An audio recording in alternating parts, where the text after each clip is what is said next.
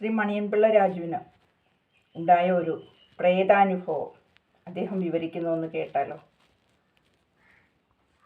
505 ഉള്ളൂ ഞാൻ എന്താ കുഴപ്പമില്ല എന്ന് പറഞ്ഞാൽ 505 കിടക്കണം. അപ്പം ഈ മോനിഷ മരിച്ചിട്ട് ഒരു 2 കൊല്ലം ആയിട്ടില്ല, മാസങ്ങളായിട്ടുള്ളൂ. അങ്ങനെ ഞാൻ ആ മുറി കിടന്നപ്പോഴത്തേക്കും ഉറങ്ങി കഴിഞ്ഞപ്പോൾ പെട്ടെന്ന് ശബ്ദം കേട്ട് നോക്കുമ്പോൾ മോനിഷ മുമ്പിൽ നിൽക്കുന്നു.